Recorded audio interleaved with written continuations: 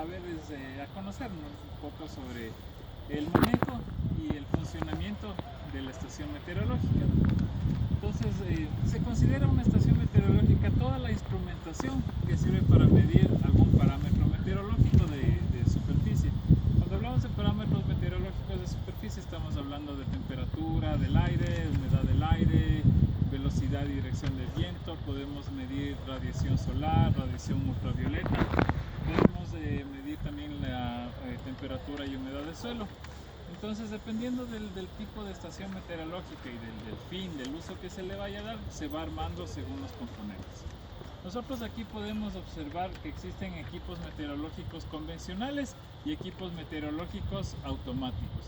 ¿Cuál es la diferencia? En que los equipos meteorológicos convencionales necesitan de la intervención de un operador o de un observador, quien es el que hace a las horas sinópticas, 7 de la mañana, 1 de la tarde, 7 de la noche, toma los datos y luego envía al centro de recepción de datos del servicio meteorológico. En este caso, la estación meteorológica automáticamente va registrando en su memoria, de acuerdo a la programación, puede ser minuto a minuto, cada hora, los parámetros meteorológicos, y para el envío de información lo hace a través de una red celular y no necesita la intervención de un operador o de un observador. ¿Sí? ¿Qué componentes aquí tenemos? Nosotros aquí tenemos el sensor de temperatura y humedad, que es este sensor de aquí. Permite registrar la temperatura y la humedad del ambiente. Es un sensor de tipo combinado. ¿Sí? El rango de medición es en temperatura desde menos 40 hasta más 60 grados centígrados, y en el rango de humedad tenemos del 0 a 100% de humedad relativa del aire. Este sensor está metido dentro de este cuerpo con estos platos. Este protector, digamos así, se llama protector contra radiación solar, ¿sí? O radiation shield. Y lo que hace es evitar que la lluvia o el sol le dé directamente al sensor. Entonces, lo que hace es permitir el flujo libre del aire a través de los platos que están separados, y hace que sea posible la toma de mediciones para el sensor. Tenemos otro sensor instalado en la parte superior que tiene esos tres transductores, como esos tres cachitos. Este es un sensor también combinado de dirección y velocidad de viento. Lo que permite es tomar o registrar desde las velocidades mínimas y direcciones mínimas de variación del viento, utilizando la tecnología de ultrasonido. Los tres cachitos o los tres transductores envían siempre un sonido a una frecuencia constante, ¿sí? Como está mandando una frecuencia constante, y cuando no se registra ninguna perturbación en el ambiente, el sensor marca cero, tanto en dirección como en velocidad. ¿Qué es lo que pasa cuando el viento, las partículas de viento circulan a través de estos tres transductores? El sensor automáticamente detecta la perturbación y, en base a unos cálculos, a unos algoritmos que tiene en el interior del sensor, es un sensor inteligente, determina la dirección y la velocidad del viento, ¿sí? Entonces, este sensor es muy preciso, es muy exacto. Si nosotros vemos ahí, tenemos la veleta, es de tipo analógica. Entonces, nosotros podemos determinar únicamente la tendencia del viento, mientras que este sensor de aquí nos da exactamente cuál es la dirección del viento, o sea, en grados nos da exactamente la dirección, ¿sí? Y el error en los cálculos es mucho menos ya cuando se hace estudios, ¿no?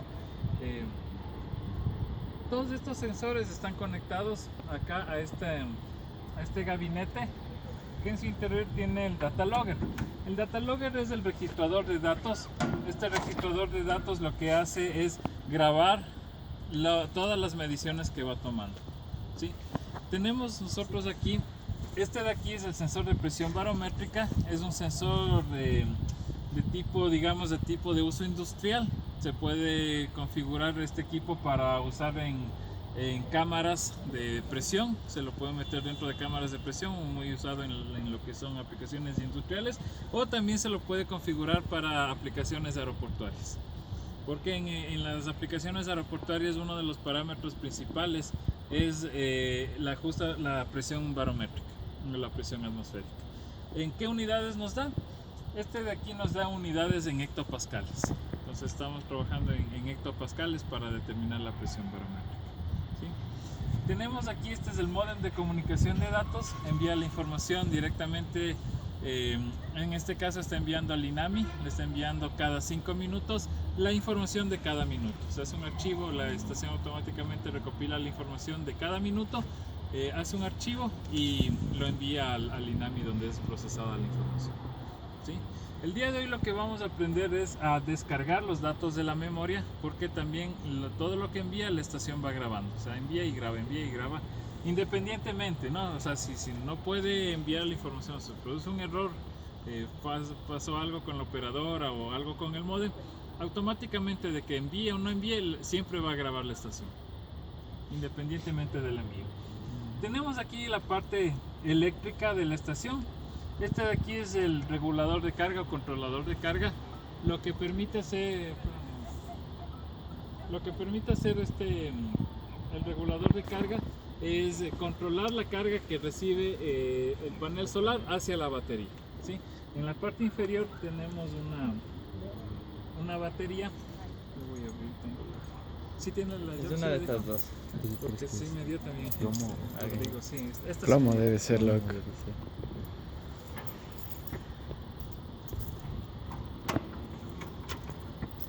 Sí necesito. Tienes que hacer todo eso. Ese módulo está genial, ¿qué parece? Ese está el indicado. Sí, ¿dónde venderán ese, loco? Entonces Plomo. aquí tenemos la batería.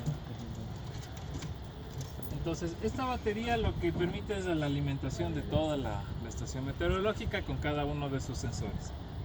Entonces el funcionamiento es en las mañanas o cuando hay luz solar, se carga la batería, y en las noches cuando ya no hay presencia de luz o no hay radiación solar, la batería le alimenta todo el sistema. ¿Sí? Entonces va alimentando todo el sistema. Este aparatito de aquí lo que hace es controlar los ciclos de carga y de descarga que tiene la batería, evitando que cuando ya esté cargada la batería y el panel solar va a seguir generando corriente, lo que hace es corta la carga de la batería, o sea, ya no le carga la batería para evitar daños en la batería. ¿Sí? Y cuando existe cualquier evento de algún cortocircuito, algo que pase con la carga que hay aquí, tenemos el sistema de protección de fusibles que hacen que se corte inmediatamente la carga de la energía. Entonces así se protege la estación. Tenemos un fusible, el fusible número 1 que viene de la parte de la batería, y el fusible número 2 que protege toda la parte de la electrónica de la estación meteorológica. No sé si hay alguna duda, alguna pregunta hasta este punto. ¿Cuál es el tiempo de vida útil de la batería? Aproximadamente la batería puede durar de 2 a 3 años. ¿Sí? Es una batería, esta de aquí no necesita mantenimiento como la de los carros, por ejemplo. Esta de aquí es una batería seca, libre de mantenimiento. Sí, seca y sellada, libre de mantenimiento. Entonces está construida en base a plomo, ácido de plomo. Entonces, pero es sellado, o sea, no necesita mantenimiento, ponerle agua, nada. Y el tiempo aproximado de la batería es de 2 a 3 años. ¿Tiene alguna otra fuente de alimentación aparte de las baterías y el panel solar? No, ninguna Ninguna otra. otra. Solamente con el panel solar y las baterías se alimentan. Podría sí ponerse porque hay unas fuentes de energía que permiten conectar a la red de energía eléctrica de 110 voltios o 220, depende de dónde se instale, y alimenta igual a la estación. Viene también con una batería. Siempre la batería es el elemento de respaldo que hace que siempre el sistema esté funcionando, porque puede ocurrir un corte de energía y ese momento la estación se apagaría, pero la batería evita justo que se apague ¿sí? Y siempre, o sea, vamos a tener 24 horas, 7 días a la semana funcionando la estación meteorológica. Disculpe, la autonomía, ¿cuánto cree que sin carga solar duraría esa batería? Aproximadamente esta batería, que es de 12 voltios 35 amperios hora, lo más probable es que le dé una autonomía de unos 2 días a la estación. Ya. Disculpe, ¿esa batería se construye aquí en el país? No, es importado. Todos los equipos que nosotros vemos aquí son de importación. ¿Sí? A excepción del protector del gabinete, de lo que son los soportes, estos de aquí, esto sí es construido nacionalmente, pero todos los equipos, desde la caja, las dos cajas, la batería, todos los componentes son importados. ¿Cuánto es el consumo de la estación de energía en una hora? Poquitas. Estamos hablando de más o menos de un promedio de 100 a 500 miliamperios más o menos. Un promedio más o menos. Va entre ese rango de 100 a 500 miliamperios. Que es muy poco, ¿no? Sí, es un rango muy poco conectado a los sensores. El sensor que más consume energía es el sensor de viento. ¿Sí? Por lo que es un sensor inteligente. Ese consume solito el sensor puede llegar a consumir hasta unos 200 o 300 miliamperios. Por eso es que sumado al consumo del data logger, el promedio está entre 100 y 300 o 400 y 500 miliamperios, el consumo total ya de toda la estación con los sensores. Si en algún momento el sensor empieza a dar lecturas erróneas, ¿cómo podrían darse cuenta de esta estación de evidencia? El análisis de los datos es muy importante porque con los datos en las diferentes épocas del año se tienen las tendencias tanto de dirección como velocidad de viento, se lo dibuja en la rosa de los vientos. Entonces, qué sé yo, se habla de que el primer trimestre de enero-marzo la tendencia del viento es noreste, luego cambiará dependiendo, ¿no? de las frecuencias, y si por ejemplo en el siguiente año se vuelven a analizar los parámetros y vemos variaciones, o sea, no siempre va a ser lo mismo, ¿no? Pero las tendencias van a seguir. Pero si se ve que ya no es del noreste, sino empezamos con un suroeste, por ejemplo, entonces ahí sí algo está pasando con el sensor. Este sensor prácticamente, el sensor de dirección y velocidad de viento es un sensor que no requiere tampoco ninguna clase de mantenimiento. Nosotros hemos instalado prácticamente como a nivel nacional de este tipo de sensores ultrasónicos, más de 60 sensores, y no hemos tenido problemas. De hecho es el sensor más exacto que hemos tenido. Ajá, de este tipo ultrasónico. Más o menos del costo de instalación. Costos, no manejo yo la cuestión de costos, eso sí. 18,000. Ah, ya. Eso sí, no tengo el presupuesto de la estación. Hablando de toda la estación, debe estar alrededor de los 18,000 o 20,000 dólares. 18,000. Sí. Ajá. En ese rango es el costo de la estación Ya. operativa, digamos, ¿no? Ya tal cual como la vemos. Entonces, sí, los costos son un poquito elevados. El envío de datos lo hacen, dice, directo al INAMI, pero Sí. lo están haciendo con GPRS. Sí, no con la- GPRS. no con la red de aquí, directo. No está conectada, la estación no está conectada a la red de datos de la universidad.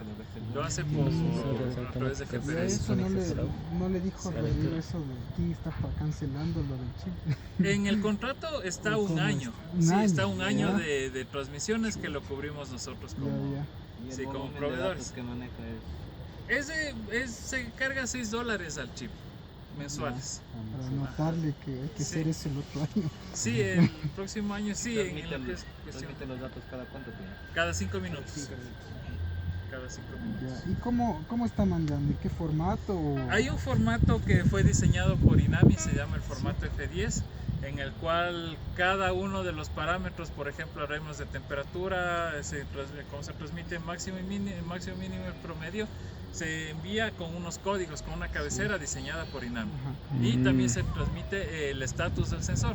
Entonces el estatus del sensor le permite al INAMI el momento de validar la información, ver si es que el dato que está llegando es bueno o es un dato malo, pueden rechazar, porque el estatus, dependiendo de cada sensor, por ejemplo, hablemos de viento, si está en estatus 0, el dato que envió es un dato válido.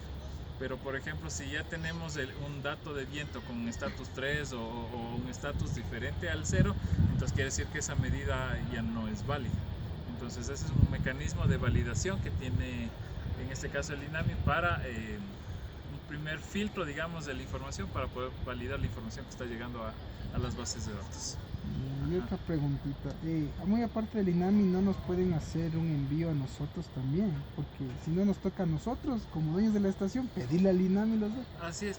Podría, Entonces- podría programarse un reporte para que Sí. llegue a un... Lo que necesitaríamos que ustedes nos faciliten es una dirección de un servidor FTP y Ya. nosotros les enviaremos un archivo de texto plano.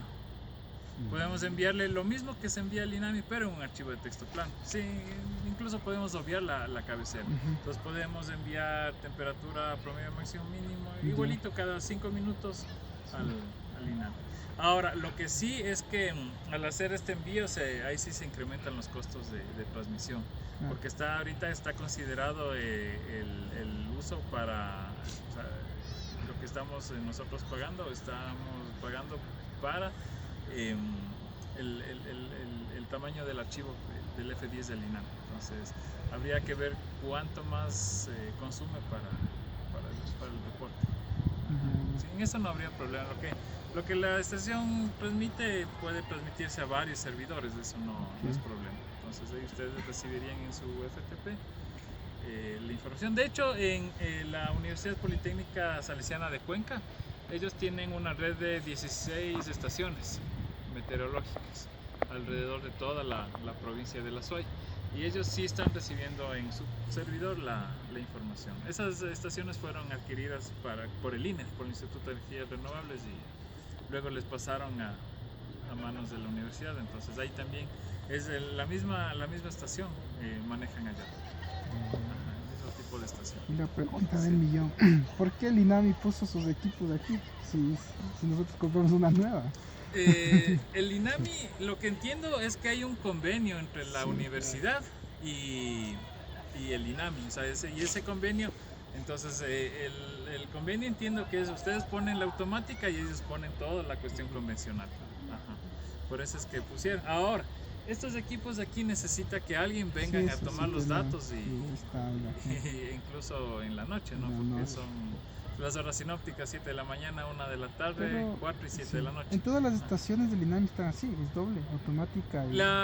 En la mayor parte de las estaciones Dinami son Ajá. así, son automáticas. De hecho, a nivel nacional, pues, ellos- automáticas y también tienen ahí mismo la manual. Sí, convencional. sí, Ya. es exactamente los mismos, incluso con Ok. los mismos cuadritos. O sea, esta estación es la réplica de lo que se hace el modelo a Ya, nivel ya, nacional de ok. lo que es Dinami. Ajá. Sí, sí. Entonces, no sé si hay dudas, preguntas con el mantenimiento de los sensores. Ahora, vamos hablando un poquito sobre el mantenimiento. Lo que necesitamos del mantenimiento, el de arriba, el de dirección y velocidad de viento, no necesita mantenimiento. Es un sensor libre de mantenimiento. El panel solar necesita de vez en cuando un mantenimiento, por lo que con la lluvia y luego el polvo se queda pegado. Entonces eso reduce la eficiencia del panel solar. Entonces el chequeo más o menos podemos hacerlo cada 3 meses, dependiendo de la situación. Aquí no es una zona donde exista mucho polvo. De hecho, el césped evita que cuando sopla el viento se levante el polvo. Entonces, tranquilamente podría revisarse el panel solar a los 6 meses. No habría ningún inconveniente en eso. ¿Sí? En la parte de atrás, aquí nosotros tenemos el sensor de radiación solar. No sé si pueden ver ahí el sensor. Sí. Vamos para allá. Que es este sensor de acá. Este sensor de aquí está.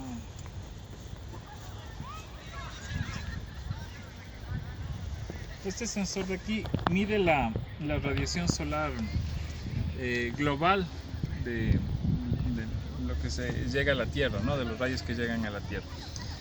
Este sensor de aquí es un sensor que tiene doble cúpula, es un sensor hemisférico. Sí, la doble cúpula es nada más que por protección.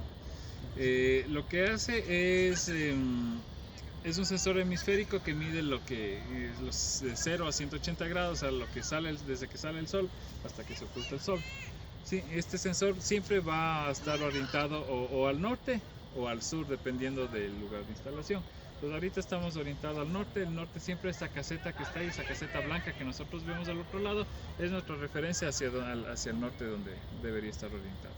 Entonces este sensor de aquí lo que hace es medir la radiación, lo que impacta directamente los rayos del sol sobre la superficie de la Tierra por cada metro cuadrado. Entonces la unidad de medida de este es en vatios por metro cuadrado.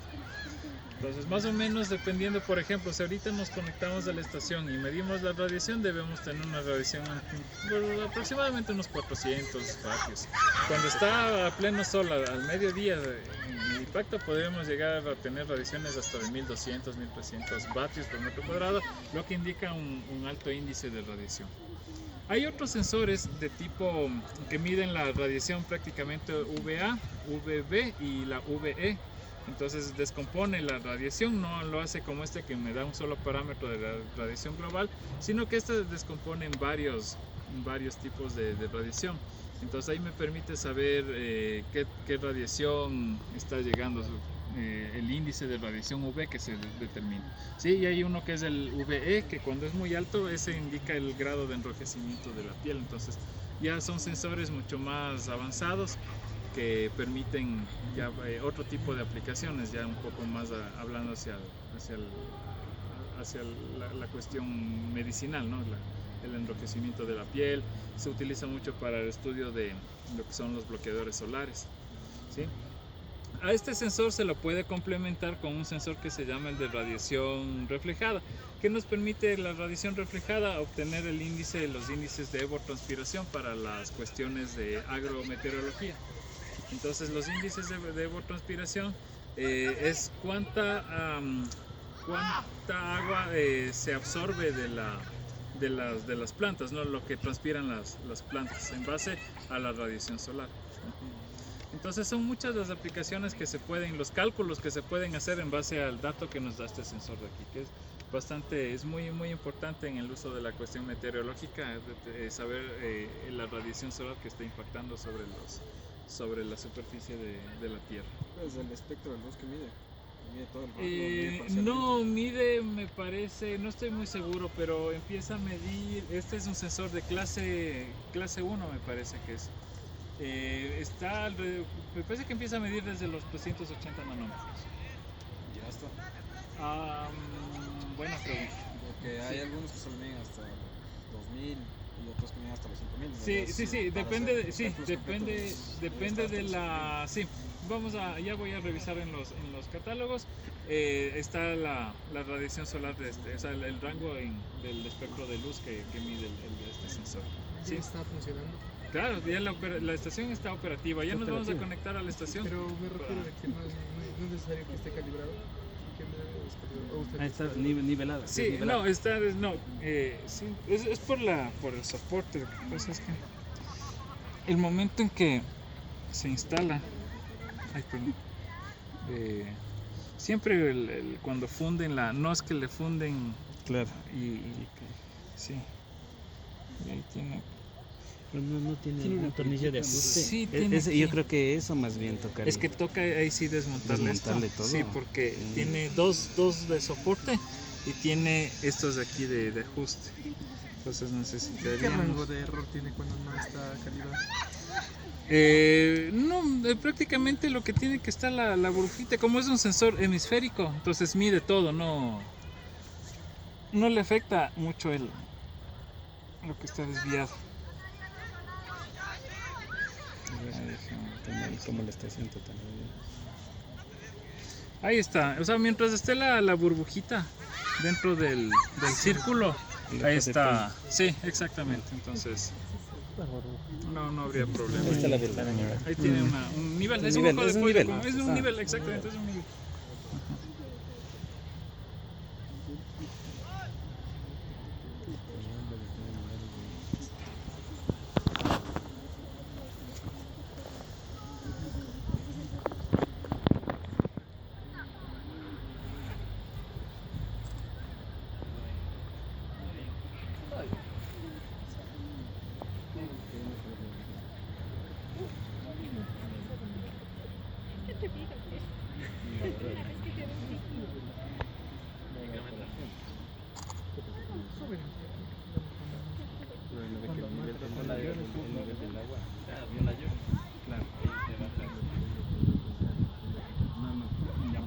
O No sé si hay alguna duda, alguna pregunta con este equipo.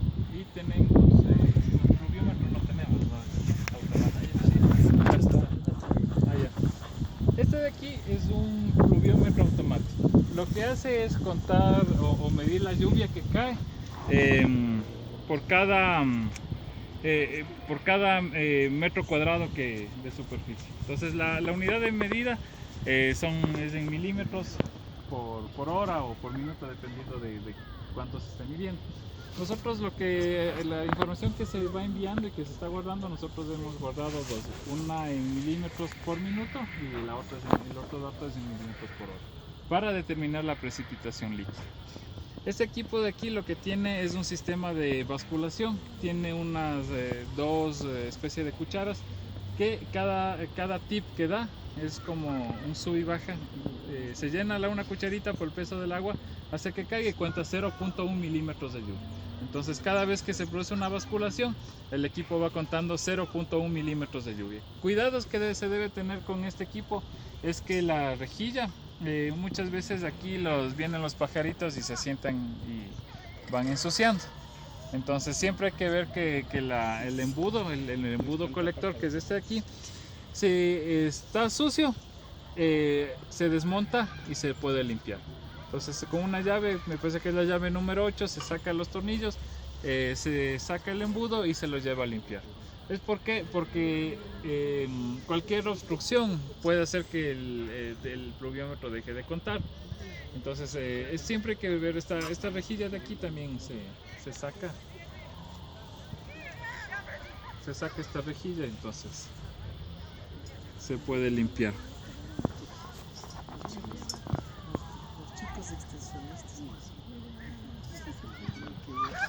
Necesitamos un destornillador. Una esferita. Eso. Aquí está. Entonces esta rejilla se la debe limpiar. Ver que a veces las hojitas caen de los árboles o los pajaritos se sientan aquí en el filo y van ensuciando. Entonces eso hay que tener en cuenta. Entonces aquí tenemos el orificio del embudo colector. Dependiendo de la lluvia esto se llena. Ahora, ¿qué es lo que a nosotros nos ha pasado? Muchas veces llueve y todo esto se llena, y cuando está obstruido el orificio del embudo, a veces hay filtraciones. Entonces ya pasó la lluvia, sale el sol y sin embargo el equipo sigue registrando. ¿Es por qué? Porque todo esto se llenó de agua y la filtración hace que sigan produciéndose las basculaciones. Entonces, para evitar, esos ya son datos erróneos porque ya la lluvia pasó. Entonces, ¿cómo nos damos cuenta? Porque a veces siempre es el mismo nivel, 0.1 en cada una de las transmisiones, siempre nos damos cuenta que es 0.1 y realmente el fenómeno de la lluvia no es así. O sea, va a veces 0.1, 0.2 y luego deja de llover o se mantiene así. Entonces, ese ya es un síntoma de que debemos venir a revisar y destapar el orificio. Entonces saca esto, se lo lava y se lo vuelve a colocar. Para el mantenimiento de este sensor, muchas gracias, se me olvidó hace un rato, y les voy a dejar, vino el equipo con un pañito. Entonces es un pañito como el de los lentes. Entonces únicamente se le limpia la superficie de la cúpula y sin necesidad de usar ningún solvente, nada, porque eso puede dejar manchas. Entonces eso sí afecta a la medida. Entonces se la limpia como los lentes con el pañito y queda ya limpio. ¿Por qué? Porque después de la lluvia siempre el polvo se queda pegado, a veces quedan gotitas de agua y se queda pegado, entonces ahí se producen, o sea, eso puede causar interferencia. Ahora, cuidados con este sensor. Hace un rato cuando nosotros estábamos viendo, todo el mundo se acercaba y empezaba a hacer sombra. Entonces a este equipo no hay que hacerle sombra. ¿Por qué? Porque ya me está afectando la medición. Entonces hace un rato que estábamos viendo aquí en la capacitación, ya produjimos medidas erróneas. Entonces ¿es por qué? Porque yo hago esto y estoy produciendo un error, le estoy alterando la medición. Entonces eso debemos tener cuidado, que cuando se haga mantenimiento, apuntar las horas en las que se hizo la limpieza para descartar esos datos y que no sean procesados como datos falsos. ¿Sí? sé si hay alguna. Este de aquí es un equipo convencional, este es el pluviógrafo.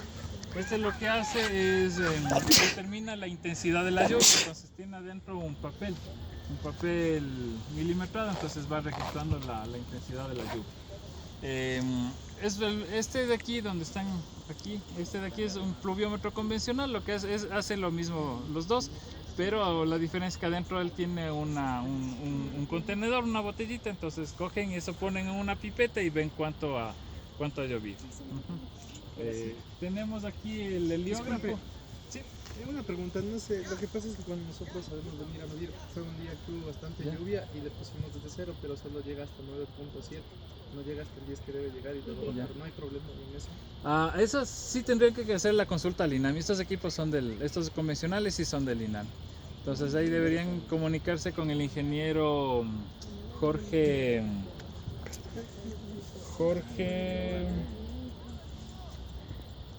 Argüello, sí. Él es el que sabe de esta cuestión convencional.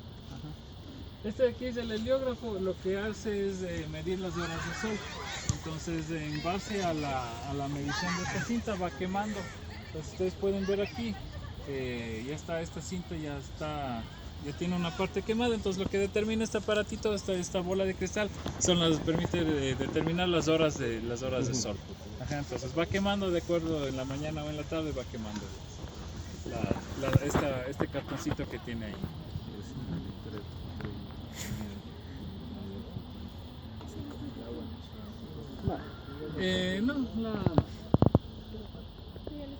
Por eso se recomienda que siempre, o sea, las personas que están a cargo de la observación estén siempre tomando los datos porque necesitan retirar la cinta ya cuando está quemada totalmente, cambiarla a una cinta nueva. ¿Lo quiero cambiar? A la piel. ¿Es completamente de cristal o es agua también? Cristal parece que es. Parece que es como una lupa, loco. No vale sacar. ¿Qué? Entonces es como que toca. Casi la mayoría se están rompiendo, entonces lo que estamos haciendo es Este de aquí. acá porque se queda como ahí. Ah, Podría, claro, pero no afecta. de los sensores convencionales, hacer una forma de medir y transmitir los datos para hacerlo en automático. Pero, por ejemplo, transmite de esto. No, de este no hay como. Para que se están sacando el protector ese. Este es para medir las horas de luz que tienes, loco. Horas Va de sol. quemando. Es las horas de sol. Porque puede ser ahora. No, pero ahí no puede es haber complicado luz, hacer eso, loco. pero no puede ser la intensidad para quemarla. Mm. Entonces, lo A que va partir de 1000 creo determinando. que ya quema. ¿Perdón? A partir de 1000 watts por metro cuadrado es que quema. No tengo el dato ese a partir de cuántos watts